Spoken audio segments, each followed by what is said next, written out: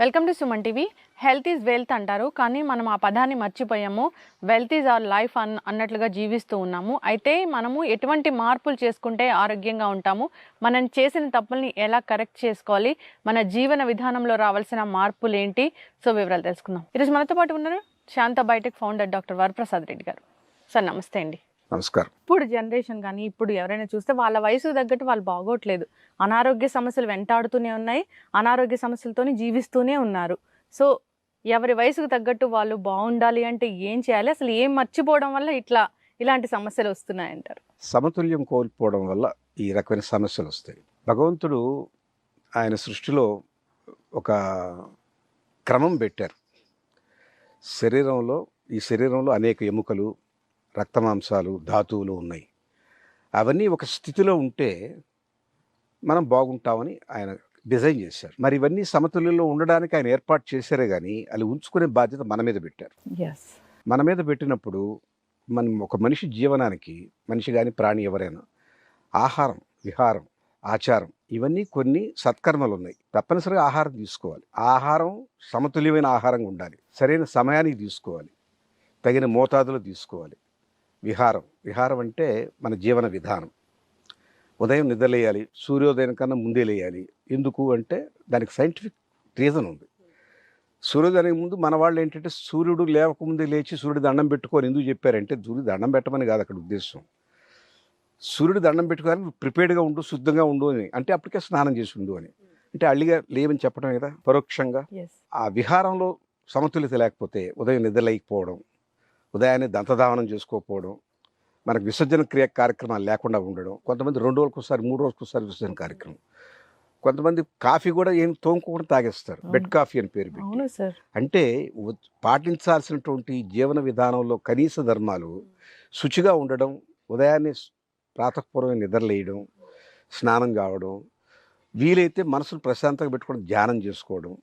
పూజ చేయక్కర్లే, ధ్యానం చేసుకో. ధ్యానం అంటే పూజ కాదు. పూజకి ధ్యానానికి సటిల్ డిఫరెన్స్ ఉంది. పూజ ఒక విద్యార్థి వాడు విద్య కోసం అడుగుతాడు, అడగడం అర్థే కదా. ధనార్థో వ్యాపారస్తుడు నా డబ్బు కావాలని అడుగుతాడు. ఇంకో కోరిక, ఒక యువకుడు నా త్వరగా పెళ్లి కావాలనుకుంటాడు. ఒక ఆవిడ పెళ్ళి అయిన ఆవిడ నా పిల్లల సంతానం కావాలి, ఏదో ఒక కోరికతో. అది పూజ. పూజలో దేవుణ్ణి మనం పలకరిస్తాం, స్తోత్రంతోనో, ఒక శ్లోకంతోనో, ఒక కీర్తనతోనో పలకరిస్తాం. అంటే మనం మాట్లాడుతున్నాం. ధ్యానం మనం వింటాం, మనం మాట్లాడం. అంటే ఏంటంటే ఆ ప్రశాంతంగా మనసు పెట్టుకుంటే లోపల అంతరాత్మ నిద్రలేచి మనకు దిశానిర్దేశం చేస్తుంది. నువ్వు ఇవాళ ఈ తప్పు చేసావు, రేపు ఇట్లా చేయొద్దు, రేపు ఈ ప్రశాంతంగా గడుపు, దాని వెంట పడకు, ఆ కోరిక పెంచుకోకు. ఆ కోరిక పెంచుకునే కొద్ది తీరకపోతే నీకు బాధ వస్తూ ఉంటుంది. నేను ఈ సంవత్సరం టర్నోవర్ 100 కోట్లు దాటాలని పెట్టుకున్నావు అనుకో, ఆ టార్గెట్ కోసం పరిగిస్తావు, అలసిపోతావు. అది రాకపోతే నిస్సారం అయిపోతావు. ఇవన్నీ కూడా లేకుండా ఉండడానికి ధ్యానంలో ఒక రకమైనటువంటి ఆల్ఫా వేవ్స్, బీటా వేవ్స్ సైంటిఫిక్గా చెప్తారు కదా, అవి సంపూర్ణంగా సమతుల్యంగా ఉండేట్టుగా చేసుకోవడమే ధ్యానం. సో ఇవన్నీ మన జీవన విధానంలో హైందవంలో చెప్పారు, వేదాల్లో చెప్పారు. వేదం అనేది ఏంటంటే జీవన విధానమే, అది మతం కాదు.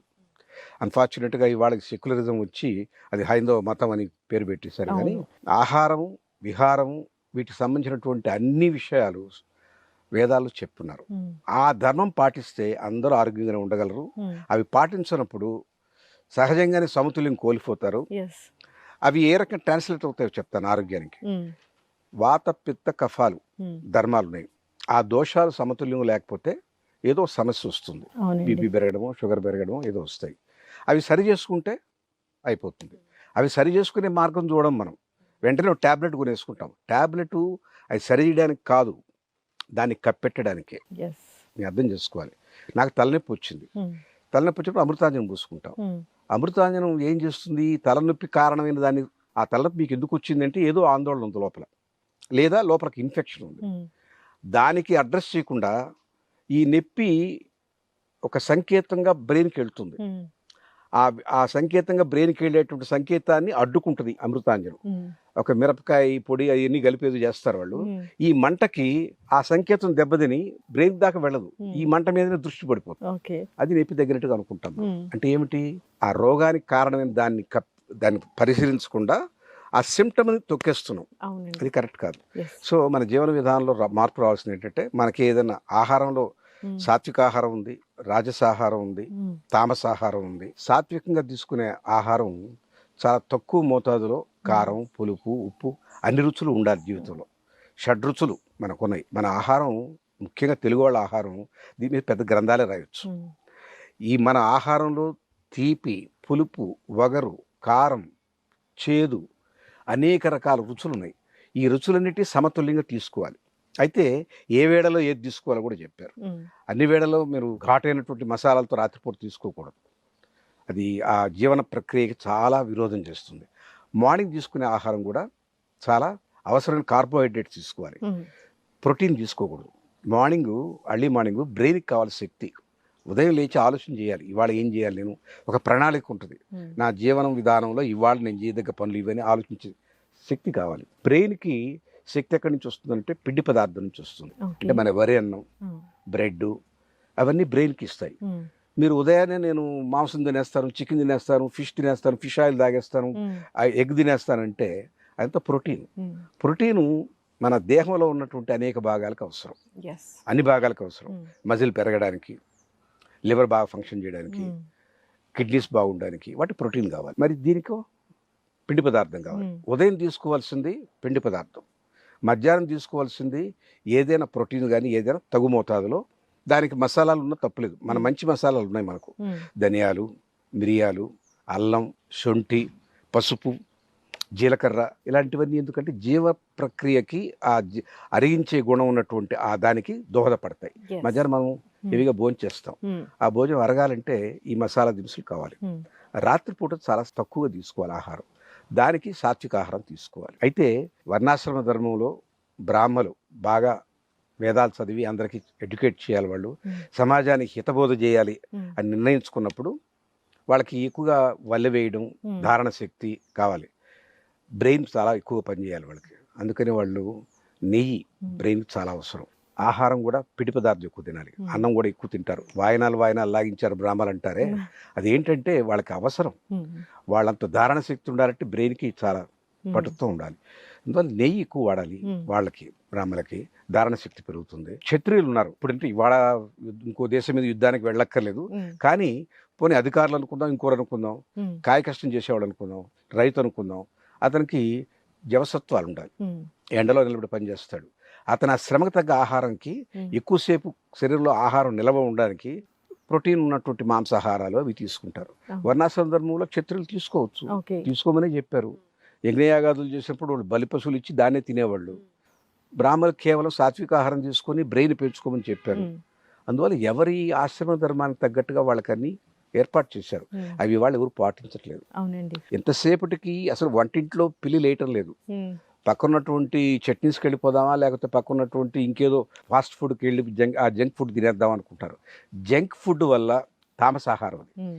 అంటే జంక్ ఫుడ్ తామసాహారం దేని చెప్తారో చూస్తాను. ఫ్రిడ్జ్లో పెట్టిన వస్తువులు, Mm. నిల్వ ఉంచినవి, కలర్స్ వేసినవి, ఇవి కాక అన్నిటికన్నా ముఖ్యంగా ఏ రకమైనటువంటి మసాలాలు లేకుండా బ్లాండ్గా చేసినటువంటి Mm. వాటిలో నిల్వ పదార్థాలు పెడతారు. 10 కాలాల పాటు ఉండాలని. ఐస్ క్రీమ్ చేస్తారు. ఐస్ క్రీమ్ కనీసం 2 నెలలు 1 నెల పెట్టుకోవాలంటే Mm. వాళ్ళు దాంట్లో అడిటివ్స్ వేస్తారు Yes. దాని లైఫ్ పెంచడానికి. అవన్నీ కెమికల్స్. Mm. అవన్నీ జీర్ణ ప్రక్రియకి మంచిది కాదు. అవి బాగా మన శరీరానికి కోల్దొస్తాయి. Mm. ఇటాట తామసాహారం అది. తామసాహారం వదిలేయాలి. Mm. సాత్విక ఆహారం మీద ఆధారపడాలి. Mm. అవసరమైన అవసరం తప్పనిసరైనప్పుడు Mm. గుడ్డో, పాలో, పెరుగో, చీజో అట్టటి తీసుకొని ప్రోటీన్ తీసుకోవాలి. Mm. అంతేగాని అన్ని వేళలా మనం అన్ని తినేయచ్చు అనుకుంటే కరెక్ట్ కాదు. విహారం, సరైన సమయానికి నిద్రపోవాలి. Mm. రాత్రి 12 గంటల దాకా 1 గంట దాకా చాట్స్ చూసుకొని, వాట్సాప్ చూసుకొని, సినిమాలు చూసి, ఆ తర్వాత 1:30 2 గంటలు పడుకొని ఉదయం 7 గంటలకు 8 గంటలకు నిద్ర లేయడం అనేది కరెక్ట్ కాదు. మన శరీరంలో ఒక ధర్మం, బయో క్లాక్ పెట్టారు. లివర్ అనేది అన్ని అవయవాలు రెస్ట్ తీసుకున్నాక అది తన పని ప్రారంభిస్తుంది. Okay. శరీరంలో ఉన్నటువంటి అనేక టాక్సిన్స్ని పక్కకు నెట్టేయడం, శరీరానికి అవసరమైనటువంటి షుగర్స్ని రిలీజ్ చేయడం, దాని పని మనం పడుకున్నాకనే. Mm. మనం మేలుకొని మిగతా అవయవాలు పనిచేస్తున్నప్పుడు అది పనిచేయదు, Okay. కాచుకొని ఉంటుంది. Mm. మీరు కానివ్వండి, మీ పనులంతా అయిన తర్వాత నేను చేస్తానంటుంది. మీరు రాత్రి 1 గంట దాకా మీరు ఏదో చదువుతున్నాయో చేస్తుంటే Mm. అది కాచుకొని ఉంటుంది. దాని పని అది చేయలేదు. దాని పని చేయలేకపోతే ఈ శరీరానికి కావాల్సినటువంటి ధాతువులు రావు. Mm. అందువల్ల విహారంలో ఏ వేళకు నిద్రపోవడం, తర్వాత అనేక మనం చేసే కార్యక్రమాల్లో హింసతో కూడిన కార్యక్రమాలు చేయకుండా ఉండడం. హింసతో కూడిన చేస్తే మీకు తెలియకుండానే మీ బాడీలో దాని రియాక్షన్స్ వస్తాయి, మనసు ఖేద పడుతుంది. ఎంత క్రూరాత్ముడు కూడా ఒక హత్య చేసేటప్పుడు మనసులో నలుగుతాడు. నేను ఎందుకు చేయాల్సి వచ్చింది, కర్మ అనుకునే చేస్తాడు. వాడు ఆత్మప్రబోధం ఉంటుంది కదా, ఆత్మప్రబోధం ప్రకారం బాధపడతాడు. కానీ చేయాల్సిన పని ఉంది కాబట్టి అవసరం కొద్ది చేస్తాడు. ఇలాంటి పనులకి ఆ విహారంలో భాగాలు ఏంటంటే సాత్వికంగా ఉండడం, సత్యం చెప్పడం. ఒక అబద్ధం చెప్పడానికి మనిషి ఎంత మదన పడతాడో మీకు తెలియదు. తెలియకుండానే నేను అపరాధ భావం వచ్చేస్తుంది. నేను సత్యం చెప్పుంటే ఇంత ఈజీగా ఉండేది, ఈ అబద్ధం చెప్పాల్సి వచ్చింది. దీన్ని మళ్ళీ అబద్ధాన్ని కాపాడుకోవడానికి మళ్ళీ రెండో రోజు కూడా అది గుర్తుపెట్టుకొని ఏ అబద్ధం చెప్పాను గుర్తుపెట్టుకొని చెప్పాల్సి వస్తుంది. ఇవన్నీ మదన పడతాడు. అంటే మీ విహారంలో పక్క మార్గం పట్టారంటే దాన్ని తప్పనిసరిగా దాని ఫలితం మీ శరీరమే ఉంటుంది. అందుకని ఆరోగ్యాలు పోతాయి. రెండోది, ఒక మనిషిని చూసి ఇంకో మనిషి ద్వేషం, ఈర్ష్య, అసూయ, వీటన్నిటి ద్వారా మన శరీరం నాశనం అయిపోతుంది. కోపం తాత్కాలికంగా రావచ్చు, కానీ ఆ కోపం క్రోధంగా మారేది ఎప్పుడంటే ఆ కోపాన్ని ఎక్స్టెండ్ చేస్తూ పోయినప్పుడు. ఏదో తప్పు చేశాడు ఇంట్లో పనివాడే అనుకోండి, నువ్వు ఎప్పుడు ఇంతేరా అని చెప్పని వాడు తిడుతూ ఉండడం రోజు పొగలంతా. ఒక్క తప్పుకి వాడి మీద ఒక అభిప్రాయం ఏర్పరచుకుని వాడు కనపడ్డప్పుడు తిట్టడం, ఆ కోపం పెంచుకుని వదలడు. ఆ కోపం వాడికి నష్టం లేదు, వాడి మనసు బాధపడుతుంది అనుకోండి, కానీ మనకు చాలా నష్టం. తన కోపమే తన శత్రువు, తన శాంతమే తనకు రక్ష, దయ చుట్టంబవు. దయ ఉండాలి, కోపం లేకుండా ఉండాలి, క్షమించే గుణం ఉండాలి, ఇది దైవీ గుణాలు. ఇవన్నీ మనకు మన వేదంలో చెప్పినయే. అవన్నీ పాటించడం లేదు. వేదం అనే మీద నమ్మకం లేదు. పోనీ వేదం చదివే శక్తి మన సంస్కృతం లేదు కాబట్టి ఎవరన్నా ఒక మంచి మాట చెప్తే విందామనే ఉద్దేశం లేదు. మన విద్యా విధానంలో ఇట్లాంటివన్నీ ఉన్నాయని చెప్పే దిక్కు లేదు. అలాంటి గురువులు లేరు, అలాంటి పాఠ్యాంశాలు లేవు. మన విద్యా విధానంలో కేవలం మ్యాథ్స్, ఫిజిక్స్, సైన్స్, కెమిస్ట్రీ, డాక్టరో, ఇంజనీరో, లాయరో కాడానికి పనికొచ్చాయి. కానీ ఒక మనిషి సమగ్రంగా జీవితాన్ని కొనసాగించే పద్ధతిలో తన ఆహారం గురించి తెలియదు, తన జీవన విధానం గురించి తెలియదు, మన ధర్మం ఏంటో తెలియదు, మనసును ప్రశాంతంగా పెట్టుకుంటే ఎన్ని ఉపయోగాలు ఉన్నాయో తెలియదు, ప్రశాంతం కోసం ధ్యానం అనే ఒక మార్గం ఉందని తెలియదు. ఇవన్నీ చెప్పేవాడు ఎవరమ్మా? అందువల్ల మన విద్య మనకు మళ్ళీ తిరిగి వస్తే, మన ఆచారం, మన వాంగ్మయం చదవగలిగే పరిస్థితి వస్తే ప్రతి ఒక్కరూ ఆ రకమైన ఆహారం తీసుకుంటారు, ఆ రకమైన విహారాదులు పాటిస్తారు. ఈవెన్ ఆహార్యం, మనం వేసుకునే బట్టలు కూడా చలి దేశాల్లో వాళ్ళకి జర్కిన్స్ అవసరం, చలి దేశాల్లో వాళ్ళకి మంకీ క్యాప్లు అవసరం, చలి దేశాల్లో వాళ్ళు గడ్డం పెంచుకోవాల్సిన అవసరం ఉంది. మన దేశంలో అవసరం ఉందా? లేదు. చలి లేదు ఇక్కడ, సమశీతోష్ణ పరిస్థితి. ఇక్కడ జర్కిన్లు వేసుకుని తిరగడం ఎందుకమ్మా? నూలు బట్టలు ఉన్నాయి కదా, అవి వేసుకోరు. అక్కడి నుంచి ఏది ఇంపోర్ట్ అయితే అదే వేసుకుంటారు. వాళ్ళు మన షాపులంతా వాళ్ళ వస్తువులు అమ్ముతున్నారు కదా. మన ఖాదీ వస్తువులు అమ్మేవాడు 4 షాపులు 5 షాపులు. అవేమే షాపులు ఎన్ని? అన్ని షాపులు అవే. ఆకాశం ఉండ నక్షత్రాలు ఒకటే చంద్రుడు. ఖాదీ బాండార్ ఒక దగ్గర 2 దగ్గరలో ఉంటుంది, ఇంకెక్కడ ఏమి ఉండదు.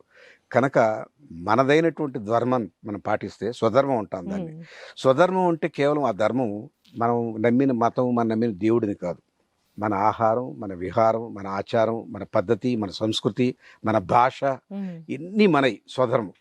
ఇక్కడ ఉన్న నేను ఈ ప్రాంతంలో పండిన పండు కానీ, ఇక్కడ పండిన ధాన్యం కానీ, ఇక్కడ దొరికే వస్తువు కానీ తీసుకోవాలి. నేను చైనా నుంచి ఇంపోర్ట్ చేసిన యాపిల్స్ తింటానంటే ఆ నేల వేరు, ఆ తీరు వేరు, అక్కడ ఆ మనసులకు సంబంధించినటువంటి అయ్యే వచ్చుంటాయి. ఆ డిఎన్ఏ దాన్ని యాక్సెప్ట్ చేస్తుంది, మన డిఎన్ఏ దాన్ని యాక్సెప్ట్ చేయదు. మనం ఇవాళ ఏదో కొత్త రకం ధాన్యం క్వినోవా వాళ్ళు సౌత్ అమెరికాలో పండించుకున్నారు, వాళ్ళకి వరి పండదు కాబట్టి. పండుతుందేమో నాకు తెలియదు, కానీ క్వినోవాని తీసుకొచ్చి మనం తింటే ఆరోగ్యం బాగుంటుంది అనుకోవడం పొరపాటు. కొన్ని తరాలు అలవాటు పడితే తప్ప మన డిఎన్ఏ దాన్ని యాక్సెప్ట్ చేయదు. దాన్ని అరిగించుకోవడానికి చాలా అవస్థపడుతుంది. మన వరన్నమే మనకు శ్రేయస్సు, మనదైన ఆహారం, మన పూర్వీకులు ఏం తిన్నారో మనం అదే తింటే మంచిది. ఈ శరీరం అలవాటు పడి ఉంటుంది. మనం తిన్న ఆహారం బట్టి ఆహారం మనంగా మారిపోయి ఉంటుంది, మనలో డిఎన్ఏగా ఉంటుంది. అది ఆ డిఎన్ఏ ఉన్నప్పుడు మనం తిన్న వరి దాన్ని యాక్సెప్ట్ చేస్తుంది.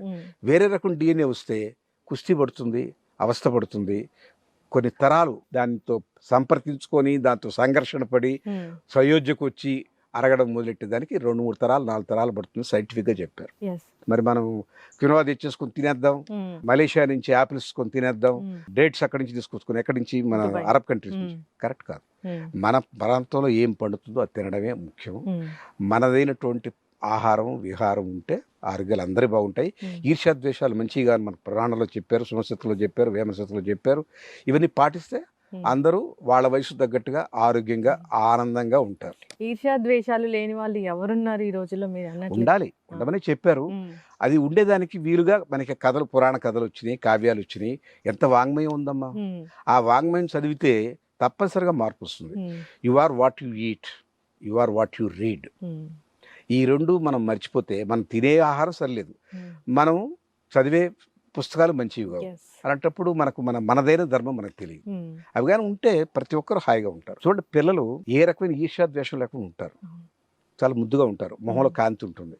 పెరిగిన తర్వాత వాళ్ళలో ఇది నా బలపం, ఇది నా సంచి అని పీక్కోవడం మొదలెట్టాక వాళ్ళ మొహంలో మార్పు, ఆ సున్నితత్వం పోతుంది.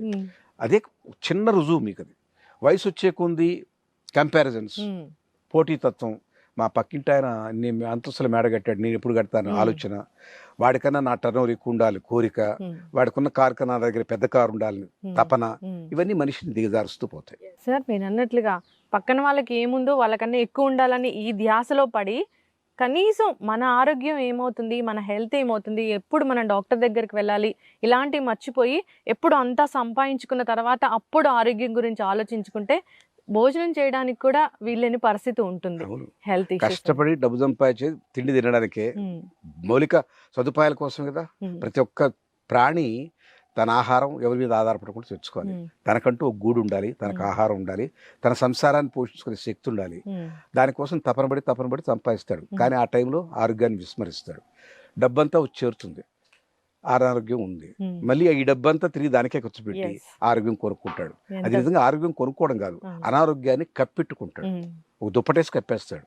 నిజానికి అనారోగ్యం అట్లే ఉంటుంది. పెద్ద పెద్ద బిజినెస్ మ్యాగ్నెట్స్ కూడా ఈ మధ్య కాలంలో చూసాం, నా లైఫ్ లో నా గురించి ఆలోచించుకుంది ఏనాడు లేదని స్టేట్మెంట్స్ కూడా ఇవ్వడం కూడా జరిగింది. జాబ్స్ ఇచ్చాడు కదా, కరెక్ట్.